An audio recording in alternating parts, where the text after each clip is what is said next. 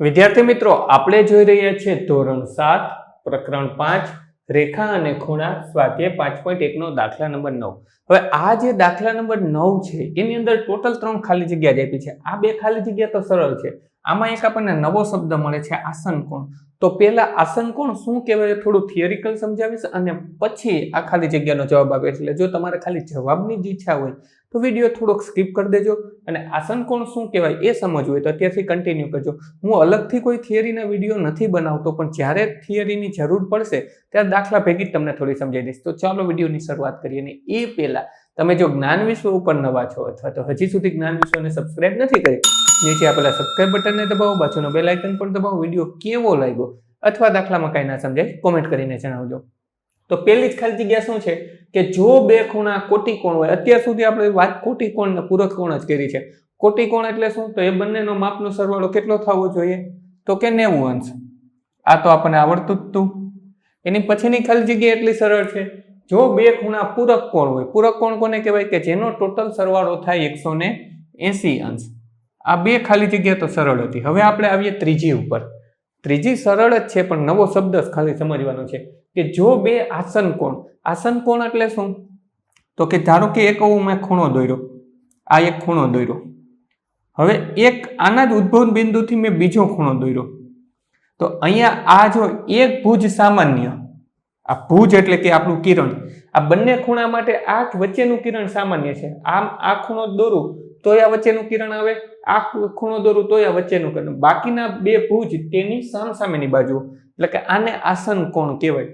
હવે જો એ પૂરક હોય તો પૂરક તો ત્યારે જ બને કે જ્યારે હું આવો ખૂણો બનાવું કે આ એક ખૂણો, આ બીજો ખૂણો, આ વચ્ચેનું જે કિરણ છે આપણે એને નામ આપી દઈએ એ.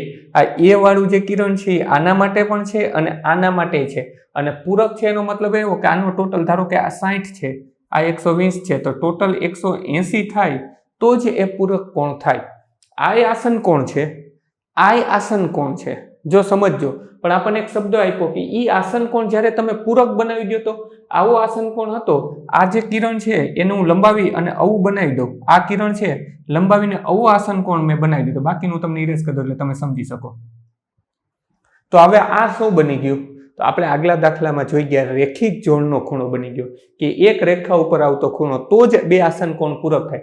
બાકી હું આવું દોરું તો આ આસન કોણ જ મેં દોર્યો, આ ને આ, પણ આનો ટોટલ 180 નથી થતો. પણ 180 પૂરક શબ્દ આવ્યો મતલબ 180 થાય અને 180 થઈ જાય તો એ આસન કોણ શું બની ગયો? આ હતો આસન કોણ, આવો જ હતો ને આપણો પેલો, અને એને મેં આમ ખેંચીને આ બાજુ લઈ લીધો તો અને 180 બનાવી દીધો તો એ બની ગયો આવો રેખિક જોડનો ખૂણો. તો આને આપણે નામ આપી દઈએ રેખિક જોડ રચે. જો આસન કોણ ફરીવાર આપણે દાખલા નંબર 10 માં હું સમજાવવાનો છું. એમાં આપણને હજી બીજા બે નવા શબ્દો પણ આપણને મળવાના છે. તો થિયરિકલ હું દાખલા નંબર 10 માં થોડુંક વધારે સમજાવીશ અને દાખલા નંબર 10 થોડી જ વારમાં ડિસ્પ્લે પર આપી દઈશ. ટચ કરશો એટલે જોઈ શકાશે. સ્વાધ્યાયના બધા જ દાખલાની લિંક નીચે ડિસ્ક્રિપ્શનમાં આપી છે, તો ત્યાંથી પણ તમે જોઈ શકશો. બાળ મિત્રો, વિડીયો જોવા માટે ખૂબ ખૂબ આભાર. આ વિડીયોને લાઈક કરો. જો હજી તમારા મિત્રો સાથે આને શેર ના કર્યો હોય તો આ વિડીયોને શેર કરજો અને મારી આ ચેનલને કે જ્ઞાન વિશ્વને સબસ્ક્રાઇબ કરવાનું ભૂલતા નહીં. ચોક્કસથી આ ચેનલને તમે સબસ્ક્રાઇબ કરજો. Thanks for watching. ફરી મળશું બીજા વિડીયોમાં.